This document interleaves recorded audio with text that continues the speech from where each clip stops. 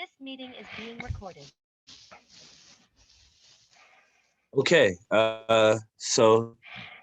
first and foremost, I appreciate the opportunity and the ability to be here. I noticed that there's a person that's spotlighted every month, and yeah, I'm glad to take up any time or any selection, specifically because of my version of truth telling, has definitely been not at the center of a lot of praise in my last year or 2 years. But thankful to have community members that still appreciate this level of organizing and this level of advocacy. I think I'll like really start and highlight with this time, like how important it is for people to be like 100% dedicated to the advocacy that they're engaged in at this time. Um, I think that as we've seen how volatile the political arena has been for the last year, we can go through a plethora of issues, and from abortion rights to what you can teach in schools, to police violence, to the funding of schools, to a plethora of things. I think that after the uprisings occurred in 2020, we've seen like a really volatile shift from like extremely progressive, and it seems like people are really willing to defund the police, and all of this conversation occurred, and we saw a lot of things backtrack. So what I'm hoping is that to be a part of a commitment to like some actual action, to be transparent. I'm sure that a lot of people here know, and many people may not know. But I obviously am at the center of federal investigation regarding some of the events that occurred in 2020. I And have, real quick, Anthony, before you yeah, before you go deep into it, I just want yeah, to. yeah, yeah. We usually do an intro and Oh, word. um, Okay. but I want to first just welcome everybody to the we do a monthly, as you mentioned earlier, we do a monthly Radical Truth Teller Award, Yeah. and the purpose of this is to highlight voices, and we want to give flowers to folks while they're still walking on this plane with us, so that folks can continue to be effective and continue to be supportive. And we want to name that, in addition to, we provide a monetary award, but we also encourage people to support financially activists in the moment of this call. So there'll be a point where we ask you to drop in your Venmo and your PayPal and stuff like that as well, and encourage people on the spot to support and give people this award. But as we jump into this evening, I want to honor our ancestors, and many of those ancestors who we are not here. We are here because of their sacrifices, who dreamed us into this moment.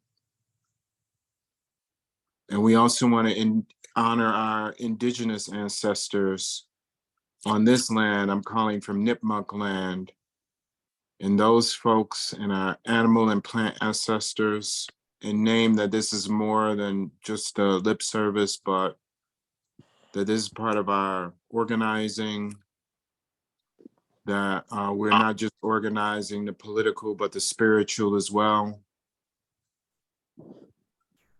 And I want to give other folks a chance to name ancestors in this moment who are radical truth tellers, who told the truth regardless of the costs. We need those folk.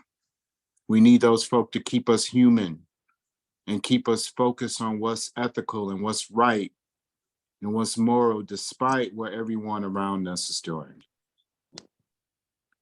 So as we jump into this program, I'm going to pass it off to Josh. who is one of the operations organizer and the lead organizer for the Radical Truth Teller Award. And he's gonna just share a little bit about this month's awardee, and then we're gonna turn it right back over to you, Anthony. So again, congratulations, and I welcome everyone. Go ahead, Josh.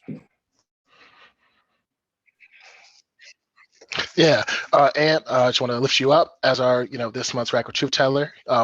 Ant is a West Philly-based organizer, artist, and a teacher, and he's been organizing particularly around police violence, prison abolition, for a good, solid time now, even before it became trendy in the years before, even before 2020, and working to build independent political power for Black and Brown community members. And he's worked with organizations such as Philly for Real Justice, the Black Philly Radical Collective, Friends and Family of Mumia Abu Jamal, and Food Not Bomb Solidarity. So I want to just lift you up and thank you for speaking on us. You can go off.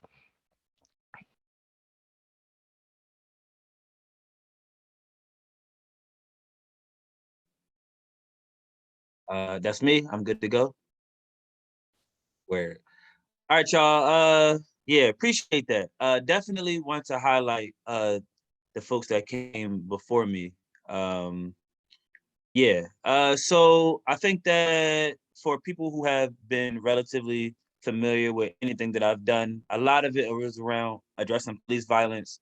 Most of that came from the organizing of Philly Real Justice around addressing the racist Frank Rizzo statue in City Hall, which we built pressure up to get removed, around addressing stop and frisk, which a lot of campaign work occurred around elected Mayor Kinney, which he has completely reneged and has completely not done anything for, especially city council and addressing police violence. But some of this work was around happening for a few years with Philly Real Justice. And a lot of that work precedes Philly Real Justice. A lot of, obviously, police violence is not a new phenomenon in this country. But I'm going to censor quickly just the Philadelphia uprisings in 2020, because for people that know me intimately, that you may have seen any work that I've been a part of. But most people knew me after the 2020 uprisings because I was the subject of a federal investigation, as many of you know. And we'll not get into any specifics about charges or anything like that. But the consequence that I'm facing is pretty substantial. I've been on house arrest for the last 2.5 years, I think. Time is kind of strange now, but yeah, that is what most people know me for being the center of that situation, which is a strange phenomenon considering, as somebody said, I've been organizing for a minute now. But most people know me as the person that got, arrested by the feds, is what I'm known for. So regardless of how I feel about it, that is the truth of the situation. So I think that we are in the time right now, and I'm interested to hear how anybody else has been seeing what we've seen develop in this country. But we often face an extremely far right backlash to any leftist development. So whatever happens, whatever community organizing success occurs in one year, you can almost guarantee that the following year there will be an extreme, acute right-wing backsway. So what we saw was the popularization of defunding the police campaigns and addressing police violence and so on and so forth. And then the following year, we've seen an intense renege of a lot of the defund the police stuff and the development of a lot of pro-police rhetoric and things of that nature. So what I understand as we are where we are now is want to lift up a name, Tyree, who was murdered by a few Black police officers. And where we are right now is a really interesting time. I think that when I first started organizing, it was a little bit easier, a little bit more simple to identify the good people and the bad people. Very black and white, for lack of a better term. And I think that we have post-Obama era, we've reached like this neoliberal politic where it's much harder to tell who the villains are. So now we have, you had your black president, and you got your black vice president, you got your black police chiefs, we got our first black, police commissioner in Philadelphia, you got, black police officers, and so on and so forth. But the problem has not ceased. The problem has not like gotten better in any regard, actually. So yeah, now you have Tyree, who gets the opportunity to get murdered by, a couple black police officers, as if being murdered is not the common denominator that we want to get rid of, but we want to address who gets to do the murder. So what we have now is a black vice president that gets to communicate with the state on which black and brown people they get to murder abroad. That's the progress that we have so far. We get the best, woman police officer or black police officer that can administer state violence instead of what we commonly understood as a purely white phenomenon. And I think that where I am in the art of truth telling, and what I believe is, as Angela Davis said, is to attack the root of the issue. And I think that because as we dwindle down from all of the heat of the uprisings and very high profile police murders, I think that we are currently at a point where it is becoming less popular again. It is less trendy. And now we have to really double down because we are sort of circling back into the same framework. Something that really hurt, like maybe during the time of the Super Bowl, you can look at how things have changed just looking at the Super Bowl, right? So when Colin Kaepernick did his obviously famous protest, the amount of support from working class people and black celebrities, all of these things was monumental. Everybody wanted to support Colin Kaepernick. People wanted to fund him. If he could never play again, people were offering to have his back and forever. And then a few years later, you have, billionaire class, Jay-Z and Rihanna and things of that nature. Jay-Z buys into the NFL. And then people are like, oh, I can't wait for the Super Bowl again. Now, it was weird this year for you to abstain from the Super Bowl.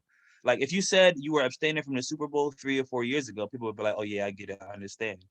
But now it's weird again, as if police murders have stopped. We have not gotten to a point where police murders have stopped. So the reason for the protest is actually still occurring, but the popularity of the protest has decreased. So the support for that type of protest has decreased. And I think that because we are back into this time frame of it being unusual and unpopular, here we are again. And it is pretty frustrating and a little sad to keep coming back here again. I know from my folks in here who have been organizing and working in community spaces for far longer than I have probably seen the cycle 10 times, 20 times, 30 times.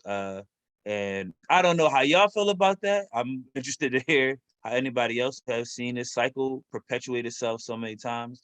But I just turned 31 myself. I've seen the cycle maybe 2 or 3 times and I'm exhausted. And this actually is what pushes me into a space of to be uncompromising, and my goal for to have police abolition and prison abolition and determine independent communities.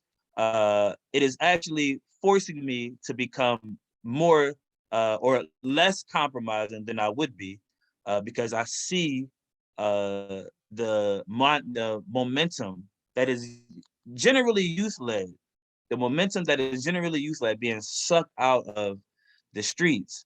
So something will happen, and then the Democratic Party sweeps in, and then they get to say, I really enjoy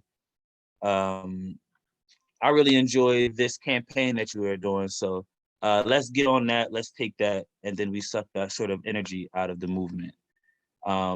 So all that to say that in times of wavering politics and in times of wavering ideas, I believe that it's important to stay grounded in our goal. I am hoping that we stay grounded in the goal. It doesn't really matter who is in control or who does what when.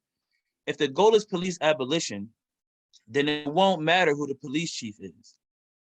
Right? It won't matter who the police commissioner is. If your goal is to create better conditions, then you want to create better conditions. Right? I've never heard, and I've said this plenty of times before, I've never heard a person get stopped and frisked and say, I'm so glad that I got stopped and frisked by a Black police officer this time. I've never heard anybody say that before, because stop and frisk feels terrible regardless. It doesn't matter. All right. Nobody's in a brown nation abroad in the Middle East saying, I think they may bomb our country, but the person that's going to bomb our country is Black. So it feels a little bit better now, because death is death. If your goal is to fight against the death and the attack against the community, then you should be fighting against it regardless. And I have found that it has become a little bit more difficult once again. So I don't have much more left to say other than that. I believe that, I'm hoping that we get into a point where we no longer have to, keep wavering. This cannot continue to occur. I want to namely identify that this consequence is nothing compared to the consequences that Mumia Abu-Jamal has had to face for truth-telling. There is no bigger truth-teller in this city, in the origin of the city, than Mumia Abu-Jamal, who was essentially, the state really attempted to murder him. And when the state couldn't murder him, they attempted to suck him dry and drain him into prisons. And he still fights to this day. He offers his words to this day. I stand on the shoulders of countless community members who have supported me and continue to support me through this nonsense that I'm currently going through. So I hope that the folks that y'all with, folks that y'all are encouraged to talk to and be with, and young people specifically, please get these young people to organize and get through the haze. I think that it's cool for everybody to have learning curves, but you get to the young people, they know, man, they might not have the language or the political education or the academia background, but they know that the conditions are terrible. And they've seen you say, vote for Democrat after Republican, after whoever, after Democrat and whatever. And they've seen the conditions in their streets.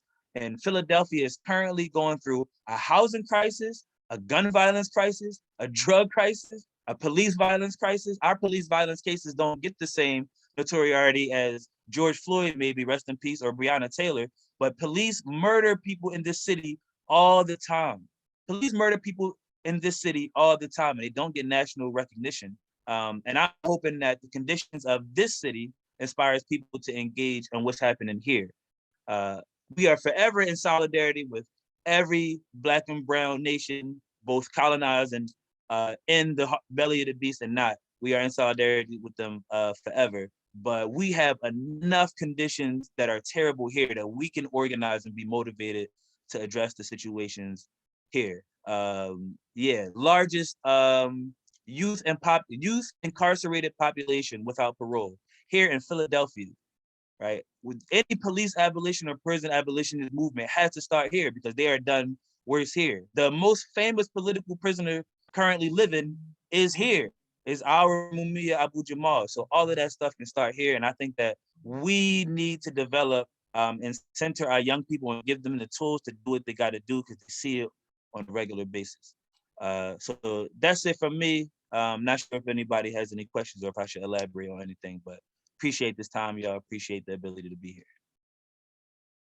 I got a lot of questions. Give me a chance to stop reeling, because you really laid down and out a lot of truth, a lot of important information, and just some really, really poignant points. And I really want to tell you how much I appreciate that. And I want to give other people a chance to give their questions. Just ask quick and pass it. But I do want to also ask you if you would like to put a link for us that we can support your work, where we can give you material support that you need to continue doing this important stuff. Please drop that in the chat for us, and we'll make sure that gets out. And so my basic question is, you talked also basically about this idea, I think, that we can go, I've heard it coined as Black counterinsurgency, right? And that's a thing that I've been trying to figure out how we can basically mobilize against. and try to not allow it to do, as you say, which is suck up all of the momentum of this important work.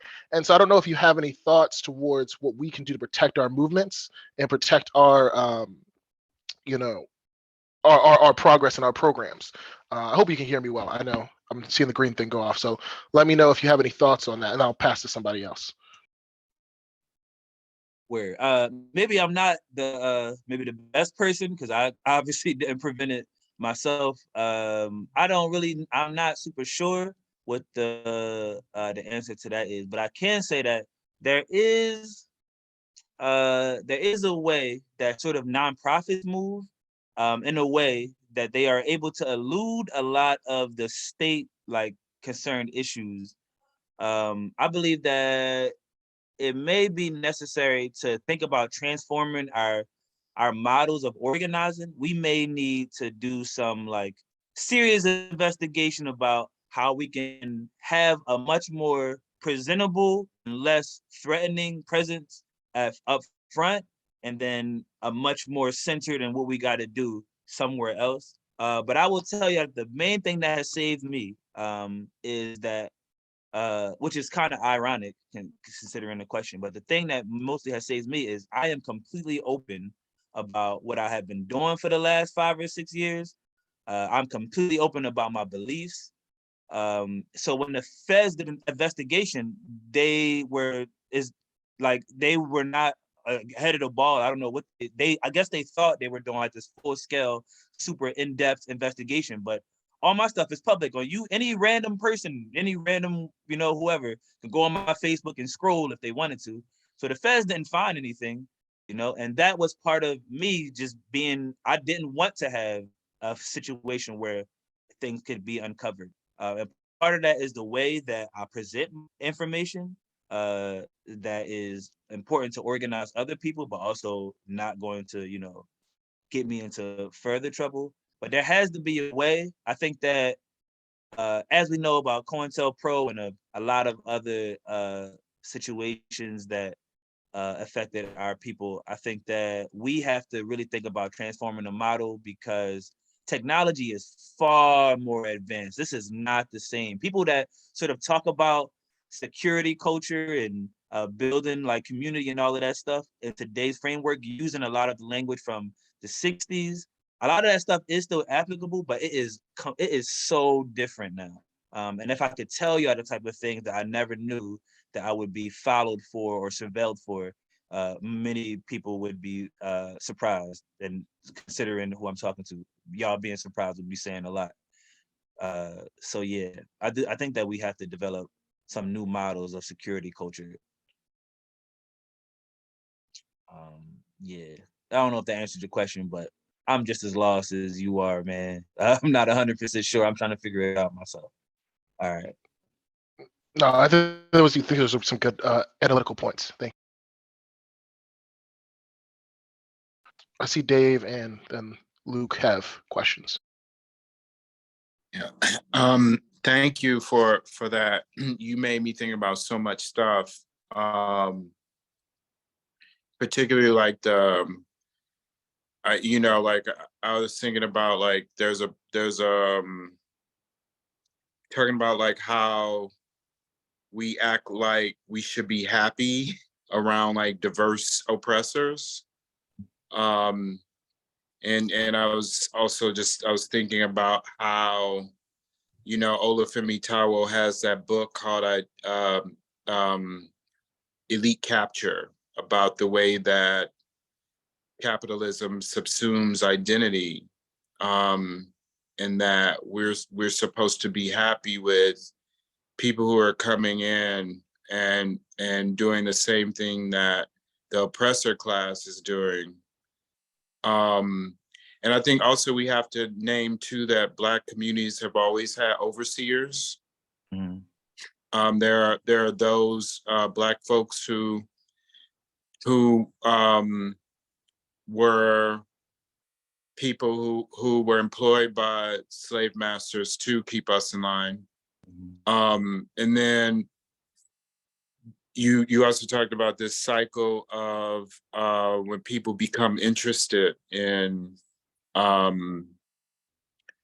in protest, and I feel like that also reminds me of the same situation, right? Because everybody's interested in Hollywood, and the famous people care about Kaepernick because he's a millionaire already.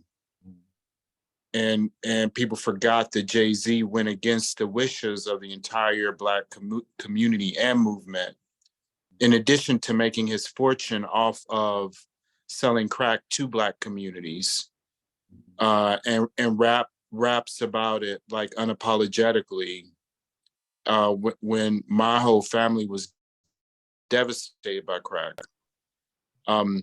So I think, part of this is like, how do we stop and disrupt the coonery in our communities, without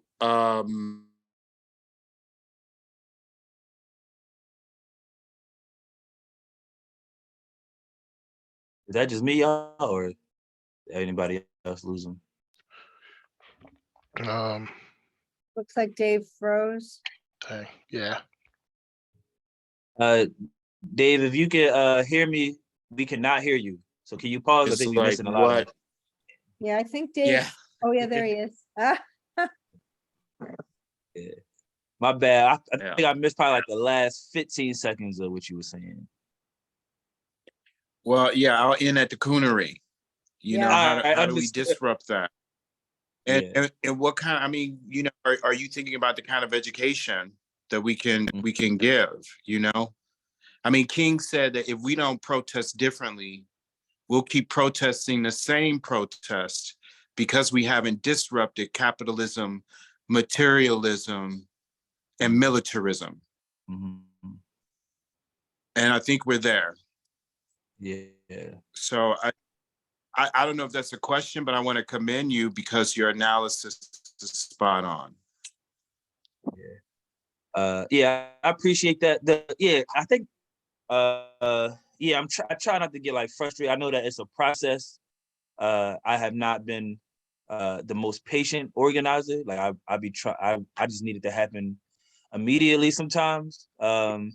And it's kind of annoying because everybody, I think I've seen a tweet or something before, like a post or something that was like, bro, it's all written already. Everything that you need to see is written already. People have done it. We wrote it already. Now we just got to do this stuff.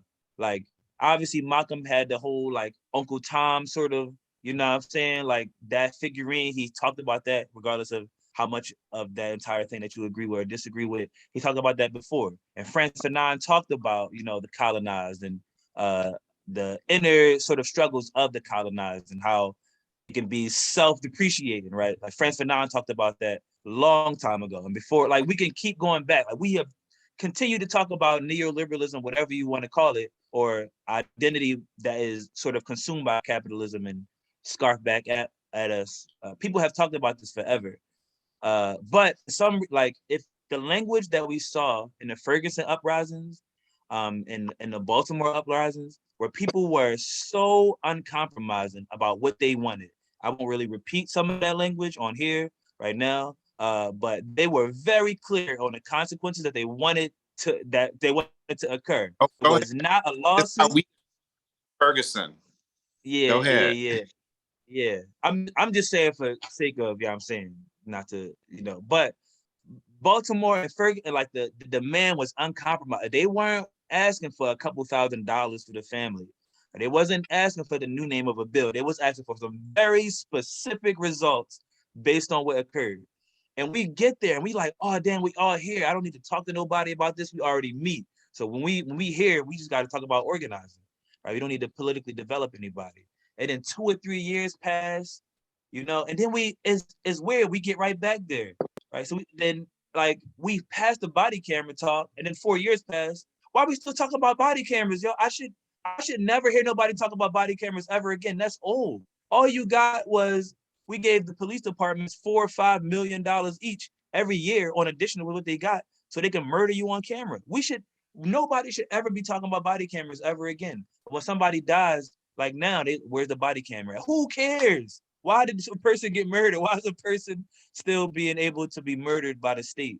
And it's such a frustrating point. I know I have not been organizing that long. I'm sure that people have been much more frustrated than I have been, but it is a really acute, it's a point of contention. And I do wonder where we start as far as political education to not even have to do all of that older stuff. I'm telling you right now, even after all of this stuff is over and I'm able to organize in full capacity again, I do not have it in me to be in spaces like I was when I was a real young boy, like talking about why body cams don't work and have we tried talking to city council? And I am not there no more. And maybe I will, maybe my patience will return to me, but that's not where I'm at. And I wish that we could just start there from now on. Like, yeah, I guess that's my response to that.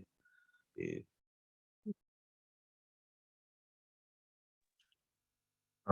Hey Ant, what's up? Yeah, it was Good to see you. good. Yeah. So at Truth Telling Project, we've been working on this like podcast that sort of is about the history of like the organization and then also like sort of the broader history of the BLM movement. And maybe if you could, because I'd be kind of curious, and I think probably like other folks would be, maybe give us like a bit of a rundown about like maybe because I feel like one of the things you've been talking about, which I think, you know, as someone who kind of got politicized around like Ferguson and Baltimore and then met like y'all, and y'all were the first people that like introduced me to like abolition. I kind of be curious, like maybe give us like a brief trajectory of how you, because I think it's really interesting how you compare like the Kaepernick stuff versus like the Super Bowl now, you know. So maybe like give us like a little rundown of sort of the history of like real justice and just like anti-police organizing. Yeah, I know that's like a big, obviously there's a lot of things, but maybe like a rundown from like 2014 to where we are now and like just some of the things you think, and also nationally, because we've been kind of in our work at the podcast, we've been kind of talking about like some of the, you know, the differences between 2014 versus now and yeah, in 2020 and stuff. So just like, yeah, that's a broad question, but like whatever you feel like sharing. Word. Yeah. Not gonna talk our ear off of that. Long drawn, man. But if I could give you like the super short version right now, I came into Real Justice a little bit after they were doing like solidarity protests with the uprisings in Baltimore. So by the time I got here, they were like pretty much kicking off a little bit, but it was a lot less like this is an organization and more of like a coalition of organizations that was concerned about police violence. A lot of it started with the murder of Brandon Tate Brown and Miss Dell, and not gonna go into too deep into who those people are, but they are like really key into the starting of Real Justice. And then the police murders didn't stop, you know, and there was always something to organize around, but it's also like really exhausting work. It's very also reactionary. You have to keep like getting together every time somebody is dead. It's like a really exhausting and emotionally like, yeah, suffocating environment to be in. But similar to what you were saying, that's where we was at the time. And I was so tired of like the sit-ins and you need to be peaceful here and blah blah blah. So that was the energy that, so we was real young, and that's the type we was looking for real justice energy. So that's how a lot of us all cultivated around, you know, real justice around the same time. And I'll say that we transformed. I'm bad with years right now, man. I'm talking like I'm 50, like or something. Like I've been doing this for 50 years or something. But we had transitioned from being a sort of broad coalition of different forces fighting against police violence to an organization that specifically addressed police violence. A lot of that was based around some of us being educated in restorative and transformative justice. And we believed this was the conclusion of Real Justice, that the highest form of restorative justice and transformative justice was actually abolition. That was the agreement. So we believed in conflict resolution. We believe, you know, nobody came in here perfect. We all fighting for the same thing. Let's try to make it work. And the state is so punitive that it cannot get into a place of restorative. It actually cannot get there. It just can't do it. So abolition became the natural cause of action. So we developed some campaigns. and this is 2015, maybe 2016, where we developed some campaigns, and they were based around one, end the stop and frisk. This was our long-term campaign, so we were going to organize around end the stop and frisk.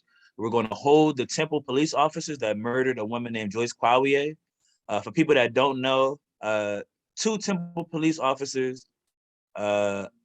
Apologies for how graphic this is, but two Temple police officers tied a woman up named Joyce Kwawie and beat her to death in her room. You can Google this. Yeah, and what the state does and what Temple did was immediately after they do that, after their police do something like that, they refer to their police as former police. So all of the reports were like former police officers do X, Y, and Z, you know. But we were really concerned about one, making Joyce Kwawie a household name, very similar to the way that Mike Brown was. We still like suffer from I don't know if this is a weird way to think about it, but we do not get the recognition of, you know, terrible conditions that like LA got them, yeah, and Baltimore got them, yeah, but Philadelphia is a hellhole, man. And nobody knows Joyce Kwawie's name. One of the biggest issues for us that Joyce Kwawie was murdered in North Philly, and people in North Philly did not know she was murdered by Temple police. They still don't know. So Joyce Kwawie was murdered, beat to death in her room by two Temple police officers. So that was the second one. And then the third one was to reduce or completely eliminate all police propaganda. Anything that was trying to coerce young people to join the force or attempting to pretend that this was a beautiful place to, you know, get your healthcare and your dental and blah, blah, blah. This is a great career path. We were convinced we were going to attempt to eliminate all police propaganda. And the first one that we identified was the Frank Rizzo statue. So in this time frame, we developed like actual like campaign materials and a website and all of this like really traditional organizational stuff while he was actually still wilding. So we were doing like the real, like, you know, we want to talk to community members and blah blah blah, but we were getting like arrested all of the time. That was pretty exhaustive work. So I think that after we sort of defined our base, we sort of decided that it was sort of on us to spread how important police abolition was. And at first, I don't think that many of us were good at talking about it because the way that we talked about it was a little aggressive. If you're not an organizer, you was like a regular person, the way that we was talking about police might have been a little off-putting, which I admit, you know what I'm saying? I definitely got way better at talking about a lot of that. But when we talked about eliminating the need for police, as a result of developing the community, people were a lot more receptive. So if I said, once you are able to mediate conflict in your own neighborhood, you will no longer need to call the police. And once you eliminate the need to call the police, you are effectively abolishing the police. So I'm not responsible for whatever images that come in your head when I say abolish the police. That's not on me, you know, whatever, like that's on you. But what I can say is once the need for state intervention is decimated, we will have effectively abolished the police. And that was a way that felt really, people were really receptive to that messaging. And here we are. And then we've been supported by a bunch of different organizations, and we managed to put police abolition in a bunch of other sort of conversations. So any sort of LGBTQ organizing that was occurring, we would go to those spaces and talk about, you know, Frank Rizzo's police force used to kick in doors, you know, of pride campaigns and pride festivals and gay bars and things of that nature. Frank Rizzo's police force used to come in and harass, you know, queer folks. So if we want to protect our queer folks, we got to protect them from the police, right? And then it's in, you know, so on and so forth. So from indigenous rights to housing to whatever, we went everywhere, immigration, whatever. We're talking about the importance of police abolition, and that's probably where most people know us from. You probably had a random action, had nothing to do with police. You might have been talking about, I don't know, the soda tax, And then here we go causing a disruption and getting arrested at whatever action that you had. We talking about police. You like, how the hell is this connected? But it was connected somehow. We made it work. I can't tell you how we made it work right now. I can't remember. But whatever action that was going on, we was there. We was there to talk about policing. And yeah. And then obviously real justice sort of had, its up and downs. It's very exhausting work to do. Constant direct action. Like that was our bread and butter. We believed in direct action. And then I got arrested, and that also created a barrier. So that sort of element has slowed down a little bit. But that is, I think, I hit the main key things. Maybe not. I don't know. Maybe. Yeah, thanks. This was very informative. This is Pete. Hello, hi Anthony. Earlier I liked the comment about like no one cares if it's like you're getting bombed or like frisked by like diversity. And it kind of spoke to me about like the connection between policing and like occupation abroad. I was wondering if you could comment on that at all. And if it kind of reminds me also of like how police forces in the States are trained by like Israel, things like that. If you organize it all from like an anti-war perspective, or if you have any comments on any of this.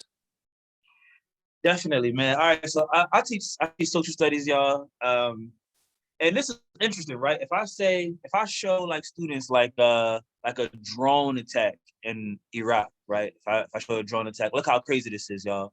Students will be like, "Oh my God, like who did that? This is crazy. Who did that?"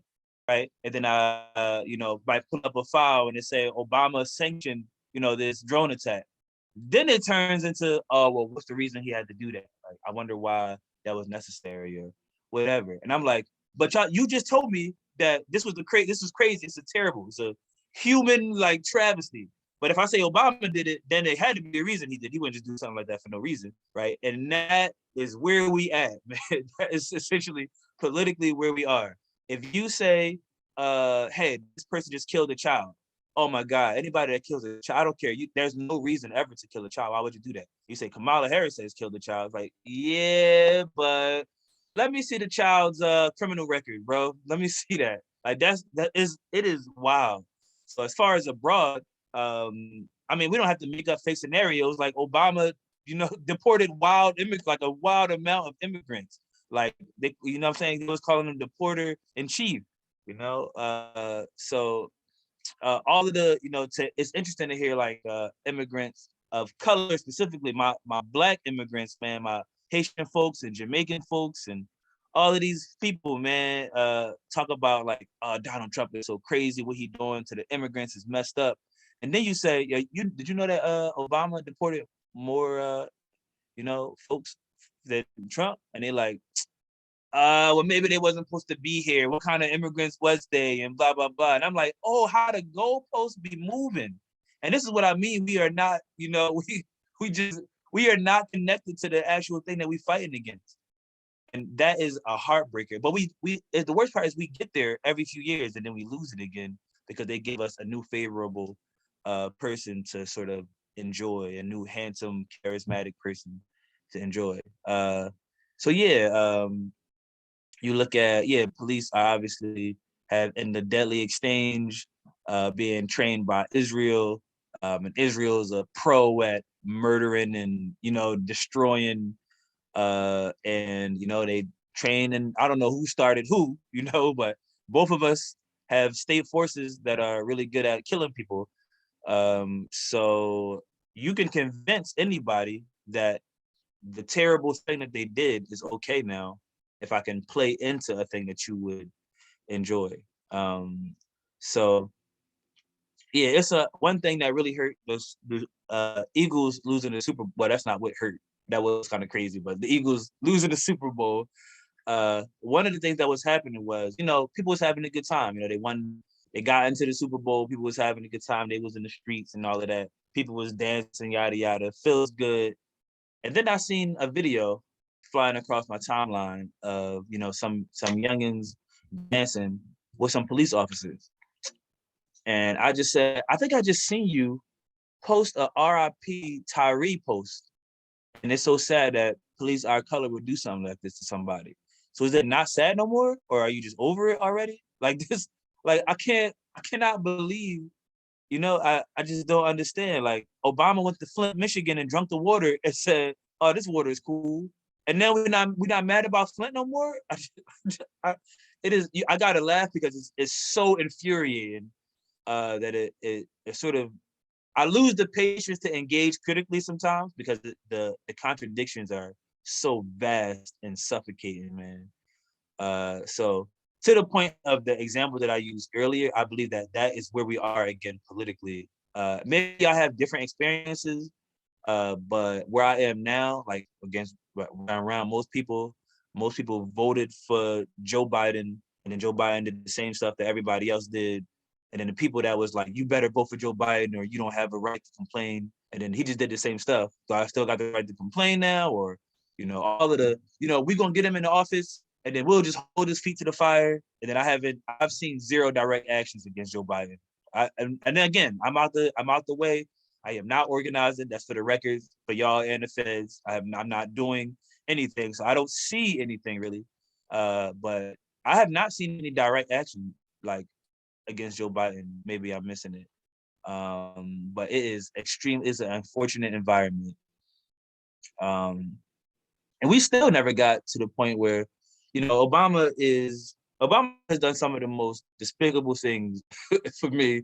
And one of the things is like young people are really tied into the celebrity class, right? So whenever the celebrity class does something actually useful or worthwhile, I'm like, yes. I don't really care about y'all necessarily, but I know that people's eyes are on y'all, and it's so nice that y'all did this, man. Thank you so much. So now I can talk about it, and I don't have to be like so like, oh, you two X, Y, and Z. Like, it makes it normal to talk about this stuff. So when LeBron James and Chris Paul and the player league and all of those people decided to have a strike, they decided we are not going to play any games until the league does something meaningful to address police violence. Wow, man. I was like, look at this. It was immediately look to see it was going to be the biggest athlete-led protest in history. It was about to be that. Now, what does Obama do? Obama calls Chris Paul, he calls LeBron James, he forces them to meet, and then the protest ends. Right? How despicable, like even if the celebrity class almost got something right, and here you're not even president no more, man. Go mind your business. Ain't you rich? You got a book, you go do something, but you are still committed to interfering with Black revolutionary struggle. You are still you're not even the president. Go eat, man. Go do something. Like that was so despicable to me. But he's Black and he's handsome and he has a beautiful family, so it's okay for him to interfere. And it is an infuriating cycle, man. What a infuriating cycle to be in.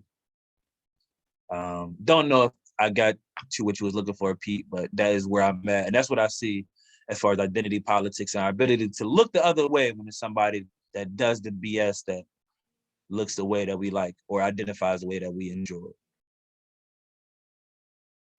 I think next Linda had a question.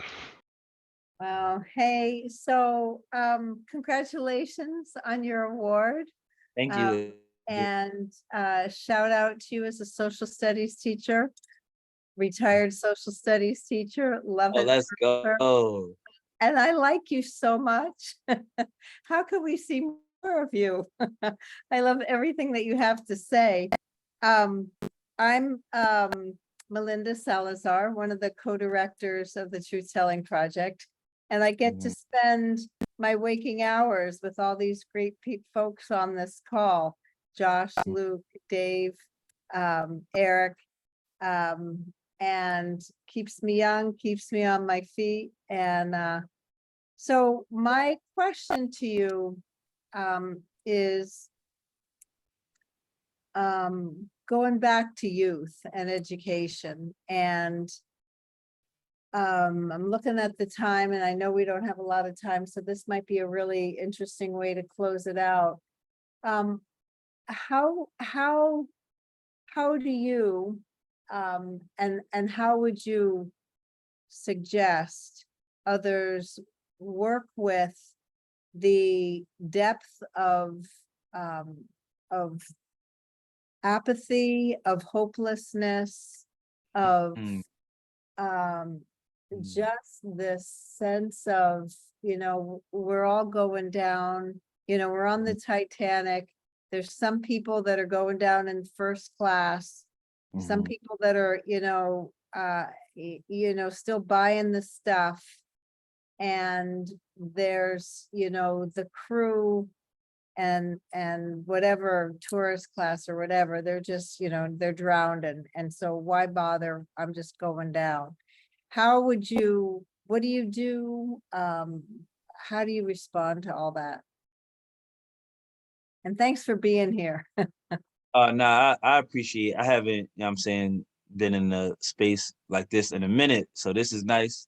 Nice to be in a place like this and it's not suspect. I don't gotta worry about nothing too much. So I appreciate this space. Uh I wrote some stuff up when I first applied to be a social studies teacher. And the main content area of what I was writing about was apathy. I wrote about apathy, which was scarier to see in young people than anything else. I don't even care where you fell at, politically. Maybe you were like, super politically engaged, maybe for the wrong reasons. You might have been a heavy Trump boy. I don't know what you got going on. Young people got a plethora of ideas, maybe they hated this or loved this, that's all fine. I'm willing to take any of it. Like, I'm good for a debate in class. I'm good with that. I'm all right with that. But the hardest thing to engage with is complete empathy. Bro, I don't care who, like, I be saying in class, I don't care who get elected, but I don't care who get elected for a different reason. I don't care because they all tied to the state. You don't care because you don't believe that anything matters around you. It don't matter. Nothing matters.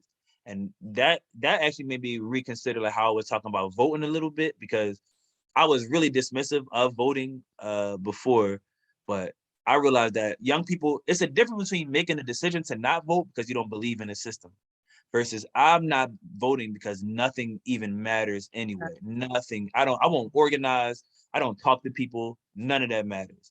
It is a really sad and like discouraging place as an educator and just like a community member, just like the masses of people who feel like that.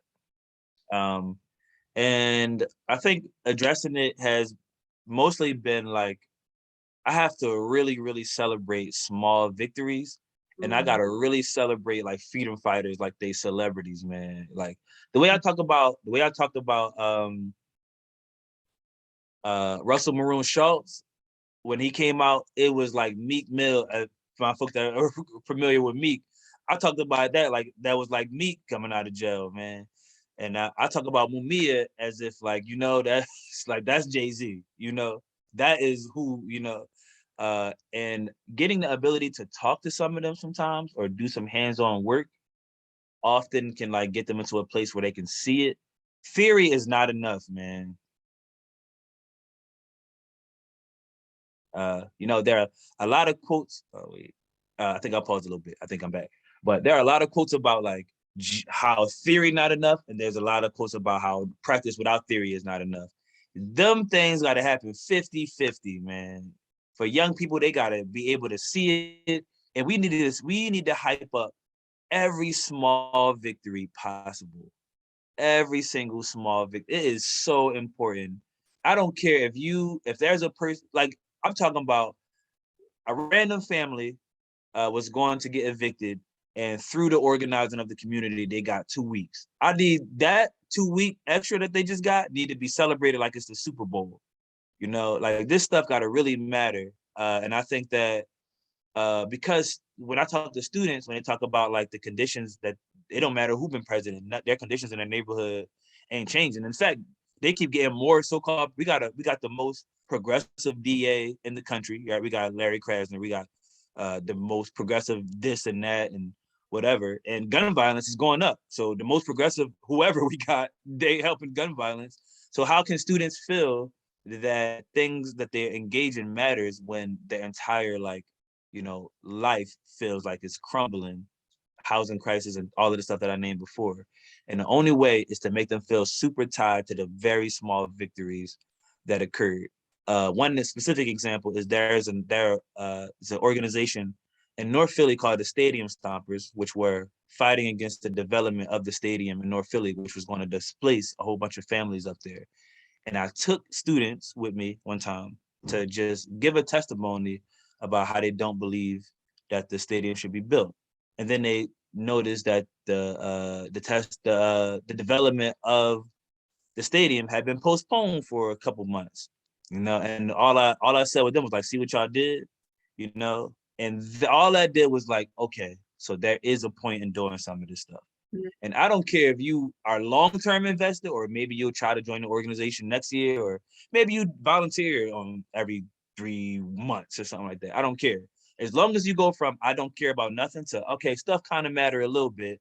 That's where I need to get. I'm not looking because I also don't want to gas students up into some fake promised land, and that is what the Democrats do. The Democrats make a bunch of promises, and I don't want to. I'm not selling pipe dreams. It's not my goal.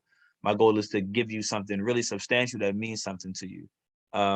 So we have to really do a lot better with like celebrating like victories, no matter how small, and make people feel a part of it. It's nothing like being like, do y'all see what we got? We got that because of y'all.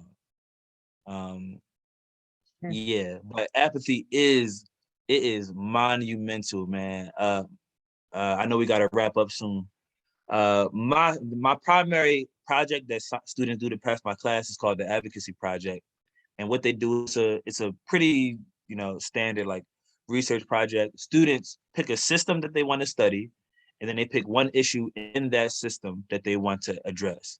So you might pick the healthcare system, and then the issue that you want to address is the cost of medicine or whatever, right? And then there are some students that pick stuff, and then I might talk to them, and I'll be like, "Oh, why you pick this solution?" And they might say something like, "I ain't gonna lie, Mr. Ant, I don't really care about the solution. I don't think this is gonna change anyway, bro. I'm just doing this so I can get the assignment done." And I'm like, "All right, well, humor me with this. Try to pick something that might make it a little bit better and see if that's possible. And I don't get to everybody. I'm not gonna sit here and lie and tell you everybody that passed my class, like, yeah, I'm gonna be Huey Newton tomorrow. You know what I'm saying I'm Asada officially starting tonight. I had Mr. N class, and now I'm Asada Shakur. So I'm not gonna lie about nothing like that. But any bit of budging I can do, because the last thing I'm gonna say is every time you do that, at the very least, you can make them sympathetic to resistance. And a real tangible thing is the people that beep at you until you get out the road when you're protesting, or the people that do that, you create one less person that does that. You create a person that's in their car and they like, oh, I do remember Mr. N class. This is kind of annoying and I got to get to work, but I do appreciate what they're doing. Let me just go a different way. All right. And that is still substantial. I think that, like, I'm talking about victories that small, y'all. A person that would usually curse me out for being here, they are telling me that I'm glad that you're here now. That is a victory, and we need to do stuff like that, in my opinion. And that's it for me. Awesome answer. Hey, Ashay. Thank you so much. That was very, very good thing to end it on. And I want to call back to what you said about Mumia earlier. I'm going to end us off with a quote. The quote is, "Here and there, in the barrios and the favelas, among those who have at least beat hearts of hope, fly sparks of overcoming." Thank you, Ant. Thanks, Ant. And make sure to drop that link so we can give you that money. We can keep supporting you, and let us know if you have anything else you want us to boost for you. We'll help uplift you all month and forever forward. I'm gonna put just 2 things in here. I am not gonna put my personal Venmo or nothing, but I think my mom would really appreciate me putting the Free Ant campaign, because don't want me to go to jail, man. So just my mother is like, if people are still supporting you. Also, if anybody's a little confused about what's happening with the Free Ant stuff, it is primarily that the state keeps postponing my case. I've been on house arrest for 2 years. And it is exhausting. I was stressing my mother out and my family out, because I would be like, all right, y'all, I think it's probably over. We're going to have it in, July. And then it's like, all right, maybe October. All right, sorry, y'all, December. Okay, all right, just February this time, and that's so exhausting to keep having to deal with. So I am just going to link the Free Ant campaign. It's pretty much Free Ant PHL, or just Free Ant. And it is on Instagram, Facebook, and all of that stuff. And I'm gonna also put the name Food Not Bomb Solidarity on here. And we shout out to the gang, man. Yeah. Not gang, actually, not gang, federal agents, not actual gang. I will say that yeah, we feed about 30 to 40 families every Friday. Good times. We in West Philly every Friday. More than just donating, come help serve one time if y'all feel like it. I'm gonna put all of that stuff in here, just Venmo, whatever. But these are something that y'all can look up. Yeah. I'll do that Harrisburg. I'll stop by if I'm in Philly, but which I am a lot. Thank you so much. For sure, man. Every Friday, 5 o'clock. Heard. Thank you. Thank you so much. And thank you to everyone who came tonight. We really appreciate you. Thank you so much, Ant. This was a fantastic event because of you and how inspiring you are. So thank you. Appreciate y'all. Y'all have a good one. All right. Be well. Take care. Thank you so much. Do the same.